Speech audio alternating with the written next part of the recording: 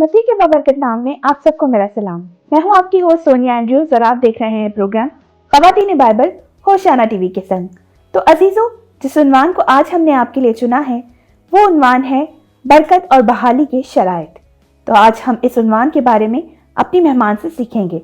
तो सबसे पहले अपनी मेहमान को अपने स्टूडियोज में करते हैं वेलकम।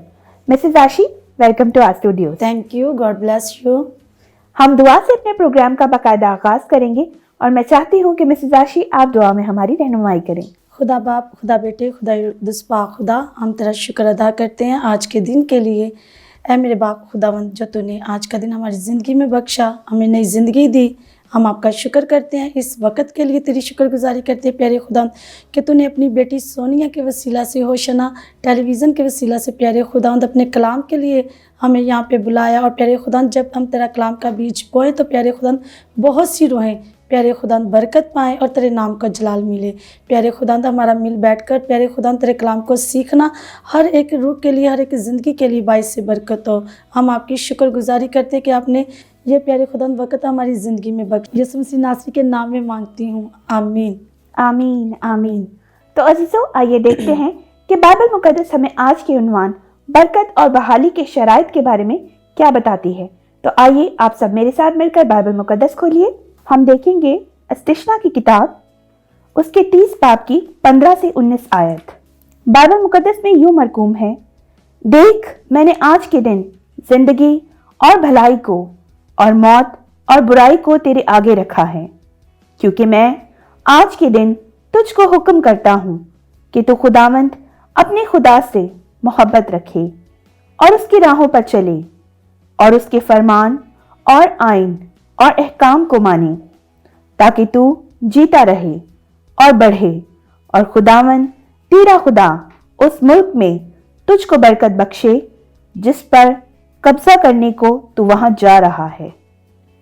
पर अगर तेरा दिल बरगिश्ता हो जाए और तू ना सुने बल्कि गुमराह होकर और माबूदों की परस्तिश और इबादत करने लगे, तो आज के दिन मैं तुमको जता देता हूं कि तुम जरूर फना हो जाओगे और उस मुल्क में जिस पर कब्जा करने को तू यरदन पार जा रहा है तुम्हारी उम्र दराज ना होगी। मैं आज के दिन आसमान और जमीन को तुम्हारे बरखिलाफ गवाह बनाता हूं कि मैंने जिंदगी और मौत को और बरकत और लानत को तेरे आगे रखा है। बस तू जिंदगी को इख्तियार कर, तू भी जीता रहे और तेरी औलाद भी। पाकलाम का पढ़ा और सुना जाना हम सब के लिए बाइज़ बरकत हो, आमीन। तो अजीजों, आइए आज की मेहमान से आज के हमारे उन्वान बरकत और बहाली की शराइत के बारे में सीखते हैं। सो मिसेस आशी, हमें आज के उन्वान के बारे में बताइए।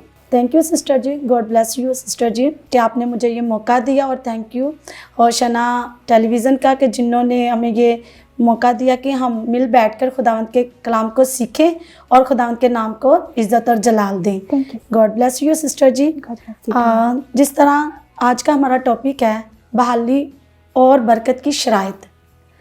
ये बहाली और बरकत कब हम ले सकते हैं, कैसे ले सकते हैं? जी, क्योंकि जब तक हम खुदा ने जो शराइत, जो शर्तें अपने लोगों के लिए रखी हैं, जब हम उन शर्तों पे चलेंगे नहीं, उनको मानेंगे नहीं, तो फिर मैं कैसे कह सकती हूँ या आप कैसे कह सकते हैं या लोग कैसे कह सकते हैं कि हम अपनी मुसीबतों से बहाल हों या हम अपनी ज़िंदगी में कैसे बरकतों को ले सकते हैं। तो आज हम कलाम मुकद्दस में से जैसे आपने पढ़ा है, देख मैंने आज के दिन ज़िंदगी और भलाई को, देख मैंने आज के दिन ज़िंदगी और भलाई को और मौत और बुराई को तेरे आगे रखा है। अब अस्तिशना में क्या लिखा है कलाम मुकद्दस में कि देख आज के दिन, उसने ये नहीं कहा कि कल परसों, बिल्कुल ये नहीं कहा, कह रहा है कि देख आज के दिन मैंने बुराई को भी तेरे आगे रखा है और भलाई को भी रखा है, मौत को भी रखा है और जिंदगी को भी रखा है। अब तेरा फैसला है कि तू किसको चुनता है। कितना खूबसूरत अल्फाज है कि हुन अब हमने सोचना है कि हम किसको चुनते हैं, मौत को चुनते हैं या जिंदगी को चुनते हैं, भलाई को चुनते हैं या बुराई को चुनते हैं। बिल्कुल ठीक है। پھر آگے ہے کیونکہ میں آج کے دن تجھ کو حکم کرتا ہوں خداوند کہ تو خداوند اپنے خدا سے محبت رکھے اور اس کی راہوں پر چلے اور اس کے فرمان اور آئین اور احکام کو مانے تاکہ تو جیتا رہے اور بڑھے، اور خداوند تیرا خدا اس ملک میں تجھ کو برکت بخشے جس پر تو قبضہ کرنے کو تو وہاں جا رہا ہے۔ ٹھیک ہے سسٹر جی، دیکھیں کلام مقدس کیا ہمیں کہہ رہا ہے کہ میں نے آج کے دن تمہارے آگے زندگی بھی رکھ دیا، موت بھی رکھ دیا، بھلائی بھی رکھ دیا اور برائی بھی رکھ دی ہے۔ اب وہ کہہ رہا ہے کیونکہ آج کے دن، پھر وہی بات آ گئی اوپر بھی وہ کہہ رہا ہے کہ آج کے دن، بالکل آنے والی زندگی میں تو نہیں کہہ رہا، یا گزرے ہوئے کل میں تو نہیں کہہ رہا، یا گزرے سالوں میں، بلکہ خداوند کا کلام کہہ رہا ہے کہ آج کے دن میں تجھ کو حکم کرتا ہوں کہ تو خداوند اپنے خدا سے محبت رکھ۔ کیسے محبت کر سکتے ہیں؟ 15 منٹ کی دعا کر کے، یا 10 منٹ کی دعا کر کے، یا 5 منٹ خدا کا زندہ کلام پڑھ لیا، یا لوگوں کو بتا دیا۔ بالکل کتنا خداوند کہہ رہا ہے کہ تو اس میں پوائنٹ دیکھیں کہ آج کے دن حکم کرتا ہوں کہ تو میں بھی نہیں بلکہ تو خداوند اپنے خدا سے محبت رکھے اور اس کے فرمان اور اس کی راہوں پر چلے۔ بالکل جب ہم اس کی راہ پہ چلیں گے، جب ہم اس کے فرمان کو مانیں گے، اس سے محبت رکھیں گے، خداوند کو ٹائم دیں گے، اس کے کلام کو سمجھیں گے کہ یہ ہمیں کیا بتا رہا ہے۔ کلام تو پڑھ لیتے ہیں، آمین، زبور پڑھ لیا، کلام پڑھ لیا، آیت پڑھ لی، بعد میں ہم کہہ دیتے ہیں آمین۔ آمین کب ہم کرتے ہیں؟ جب ہم اسے اپنی زندگی میں ریسیو کرتے ہیں۔ اور بعض ہوتے ہیں آمین کیا، بھائی ہم جا رہے ہیں کاموں پہ، لیکن خدا کا کلام کہہ رہا ہے کہ تو خداوند اپنے خدا سے محبت رکھ اور اس کی راہوں پر چلے اور اس کے فرمان اور آئین اور احکام کو مانے تاکہ تو جیتا رہے۔ بالکل اگر ہم نے جینا ہے، نئی زندگی لینی ہے، کلام مقدس میں لکھا ہے کہ دیکھو سب جو پرانا تھا وہ نیا ہو گیا۔ خدا ہمیں نئی زندگی دے رہا ہے، ہمارے اندر جو کمیاں تھی خدا اس سے دور کرنا چاہ رہا ہے۔ اگر ہم اس کے کلام کو سیکھتے ہیں تو اس پہ عمل بھی کریں۔ خود عمل کرنے کے بجائے جو لوگ دیکھتے ہیں ہم کہ جو لوگ خدا سے دور ہیں، ہم ان کو بھی خدا کے نزدیک لائیں۔ کیسے لائیں گے ہم؟ ایسے ہی خدا کے کلام کی باتیں کر کے۔ اگر آپ کبھی کسی کو دیکھتی ہیں کہ وہ خدا سے دور ہے، آپ اس کو یہ نہیں کہیں گی کہ بیٹا ادھر آؤ، بیٹی ادھر آؤ، یہ بری بات ہے، ایسے نہیں کرنا، نہیں، بلکہ آپ کہیں گے آؤ میرے ساتھ تھوڑا ٹائم گزارو، اس کے پاس کلام لے کے بیٹھ جاؤ، اس میں سے کوئی کلام کی 1-2 باتیں اس کو بتاؤ کہ خدا کتنا پیار کرتا ہے وہ ہمارے لیے اس نے اپنا اکلوتا بیٹا بخش دیا کہ جس نے اپنے ہاتھوں پہ کیل ٹھکوایا، سر پہ کانٹوں کا تاج پہنا، ایک ایک خون کے قطرے سے اس نے ہمیں خرید لیا۔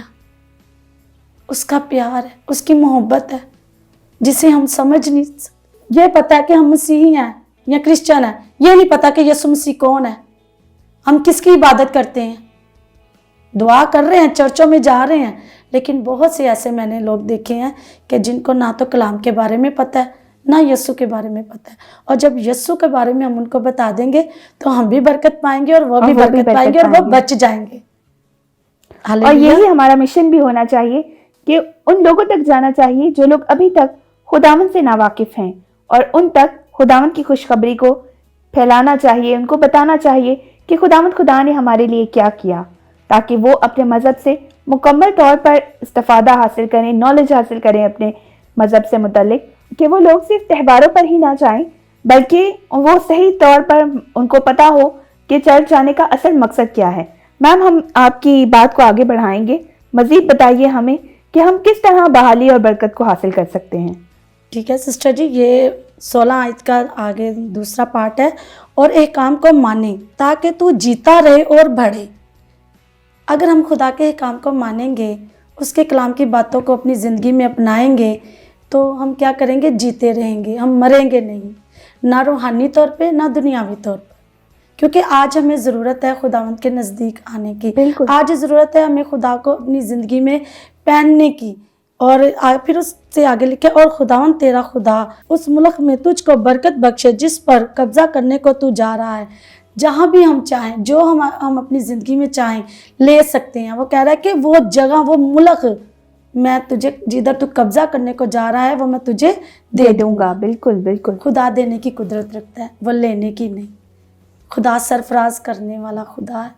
خدا ہمارا اتنا مہربان ہے کہ میں اس کی باتیں آپ کو بتانے کے شاید لائق بھی نہیں ہوں، اس کا بیان کرنا میری سمجھ سے باہر ہے، کیونکہ خداوند کے وعدے ہیں جو وہ اپنے بندوں کے ساتھ پورا کرتا ہے۔ بالکل۔